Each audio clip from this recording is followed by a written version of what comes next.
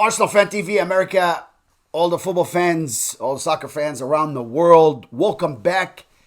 New episode, another episode from your beloved Arsenal Fan TV, America, here from the USA. Hey, listen, don't forget, and thank you for all the new subscribers, to hit the subscribe button and like and share. If you're an Arsenal fan watching this, you're on cloud 9. You are the happiest it could be right now, right? Why? We're at around the 16, playing in February against who? FC Porto. So not bad of an opponent. You know, I can live with that. It's the fourth time we meet them. You know that.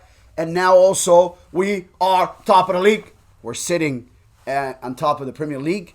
And of course, it's a great feeling. And especially now that we played equal amount of games with both Liverpool and Manchester City. And of course, you have to also bring, if you're talking Premier League, Aston Villa, because they're right there on our coattail also. So, hey, listen, lots of excitement, a lot of things we're going to talk about. We're going to talk about Champions League. We're going to talk about Arsenal's Porto meeting. We're going to go visit them first. We'll tell you everything about it.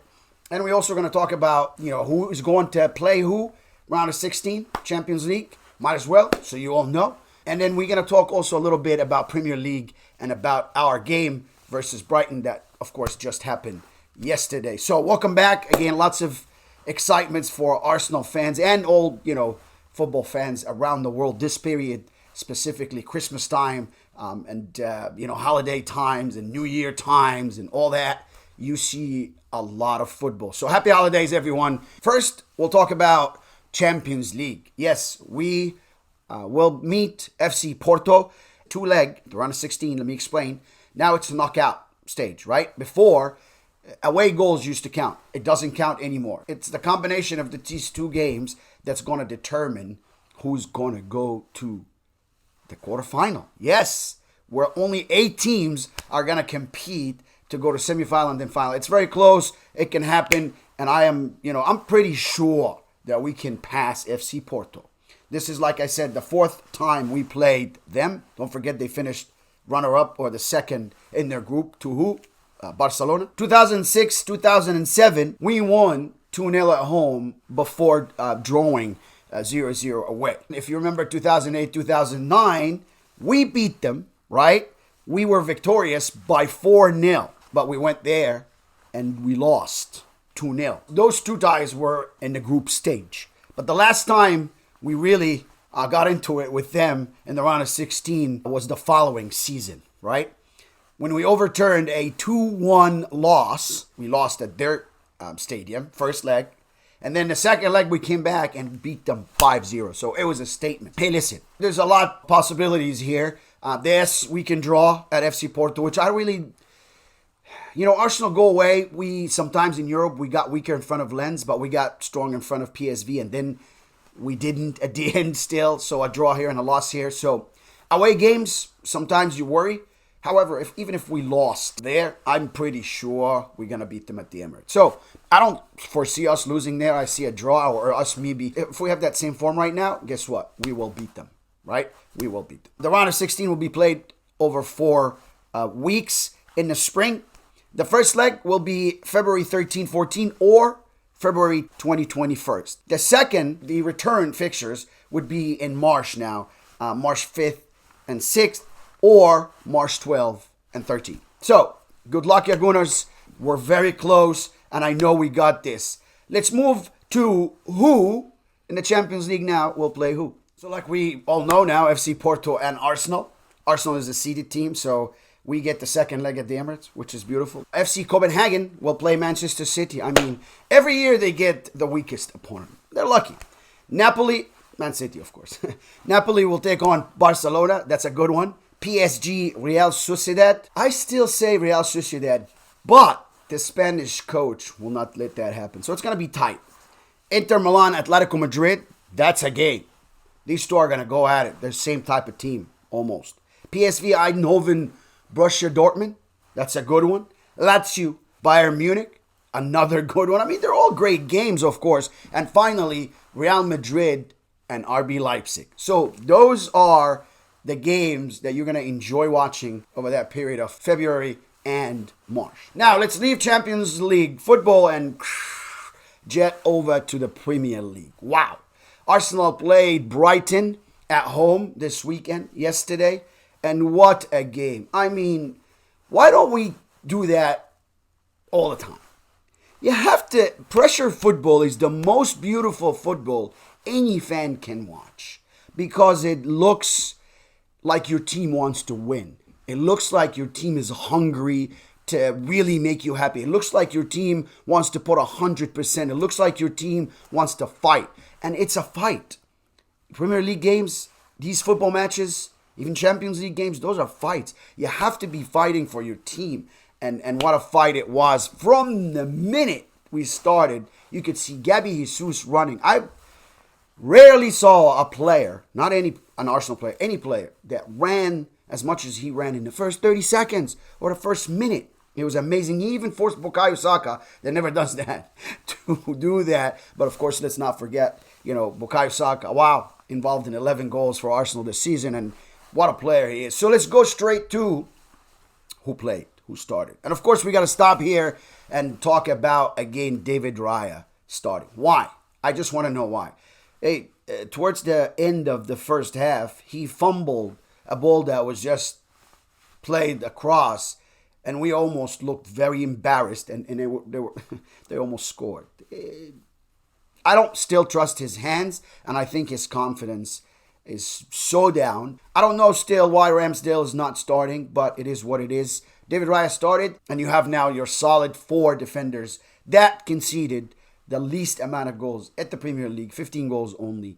Zinchenko, Ben White, left and right back. And you have also Gabriel and William Saliba in the middle. Let's go to the partnership at the midfield. And finally, we are consistent. We see now Kai Havertz, Martin Odegaard, and Declan Rice right behind him in that beautiful triangle in the middle, working really hard for each other, running, all over the field. If we're pressuring up front, these two are making sure that they're pressuring. Whereas if we're been attacked or under, attack, they will make sure that they are defending their faces off. So what a partnership, and love to see them all operating on all cylinders. Let's move to the front. Of course, that great of a partnership. Unchanged team, unchanged front also. Gabby Jesus, we have him through the middle, and to the left is Martinelli, and to the right is Bukayo Saka. 2 goals between these two, past 4, Gabby Jesus and Martinelli. They need more. They need a lot more. I think for us to win the Premier League, these two have to score more goals and be involved in more goals. Also, Bukayo Saka have to score more, but like I said, he's involved in 11. I like the starting 11, and right away, we pressured. Brighton played beautiful football. So they come in, they want to play. We beat that, we matched that. They kept the ball in the back. They wanted to keep the ball moving. That's their style. Even their coach, after the game came out, he was saying that they were not comfortable. They suffered. He used the word, we suffered, yes, because of Arsenal's pressure. Every other team, they leave them with the ball, but we didn't. Arsenal attacked so good. But, of course, the frustrating, this was the theme of the first half, but the frustrating thing was that we didn't score. Lots of missed opportunities in front of goals. So we bring the football very close to the goal, but we don't finish, or we don't play that final pass and final shot. We keep the ball way too long in the box. I think that the balls need to be much quicker. Tick, tick, boom. Tick, tick, shot. We don't have to stop and turn and try to, go around 1 and around 2. It's too tight in the 18th. And you have players like Dunn. He looks like a wall. You can't pass him. So they did a great job at that first half to keep us from scoring. Now, comes in the second half. The story wasn't the same. Minute 53, corner kick that goes from Bukayo Saka, of course, takes our, right-hand side corners when we're attacking. It takes a slight deflection and goes to the Gabby Jesus after Gabriel was holding the whole entire team, both teams. Gabby Jesus was behind him by himself, and he just hit it in the goal. Oh my God. Thank you, Lord. Now we can breathe. We know Manchester United and Liverpool were playing later, and we needed to keep the win. There's nothing else that would have kept us with Liverpool other than the win. And we were hoping that Man United will hold Liverpool. You don't trust Man United these days, but if the Man United show up, they will hold or maybe beat Liverpool, right? And they did later. Of course, that was the first goal, Gabby Jesus. Game goes on. They had, again, good amount of time on the ball. They kept the ball a little bit. They tried to force the game, and they almost scored. Ben White got taken from the left-hand side when they were attacking, and they played the ball in, and I thought it was in, but thank God it wasn't in till some changes. Eddie Nketiah came on, Trossard came on, a couple of fresh legs for Arsenal. The ball ended up 87th minute. Now we're holding our breath, and the ball ends up with Eddie Nketiah in the middle of the field. Eddie turned, made the right pass to Kai Havertz to score the second, and finally we got that security goal. Security goal, because I did not want what happened to City. They got scored on by Crystal Palace at the 95th minute, and they drew, right? So I didn't want the commentator was talking about that. I didn't want that to happen to Arsenal. I'm like, hey, please don't say that. Don't jinx us. But they were able to, Kai Havertz were able to score the second after this beautiful pass by Eddie Nketiah. And we were 2-0 up, 87th minute. What a relief. And then listen, we get to see Emile Smith-Rowe coming in. He almost scored. I wanted him to score that goal. He's 7 yards away from goal. He smacked it, but too many bodies in front of him. And we saw also Reece Nelson come in. I love these guys because these younger guys, they come in, they do the best they can. They're always on the run. They have ideas. They're fresh. It's great to see, really. So next for us, you all know it, Premier League next stop is Liverpool. We go to Anfield. Tough place, but we played great games. Great game. I remember Santi Cazorla and Özil playing there like we owned Liverpool. We owned Anfield. Arsenal fans, if you remember that game. You remember Andre Arshavin, Samir Nasri, when they went and played together there, and Arshavin scored 4 goals. They hated him. I mean, it was just, Arshavin was a nightmare. So hopefully we show up to Anfield December 23rd. That's a Saturday. This game will really have a lot to do with who wins the Premier League. So I hope, if we don't win, I hope we don't come out of this game losing. I hope that we get a draw, at least. But I'm pretty sure that we're going to go there strong as it gets. They're playing midweek. We're not. We're waiting. And hopefully Arsenal are ready for that game. And now let's go to the Premier League table, that we are top of it, of course, as Arsenal Football Club. Arsenal fans, very happy right now. Everybody I speak to, very happy. Arsenal 17 games. Everybody played 17 games. We're sitting on top now with 39 points. And that's 4 wins out of the last 5 games. Hey, that ain't too bad. And that we're hanging on to that first spot no matter what's happening. Liverpool, went ahead of us last week. Nobody liked to see that, but we love to see Arsenal come back and take back what's ours, which is top of the league or the first place on the Premier League. Second to us is Liverpool. They played same amount of games now, but they have 38 points with Aston Villa tied 38 points. They both are 1 point away from Arsenal. And then we have Manchester City sitting on fourth with 34 points, 5 away from Arsenal. And they played the same amount of games. 5th and 6th is Tottenham Hotspur and Newcastle United. What a Premier League season so far, neck to neck. This is a very important period.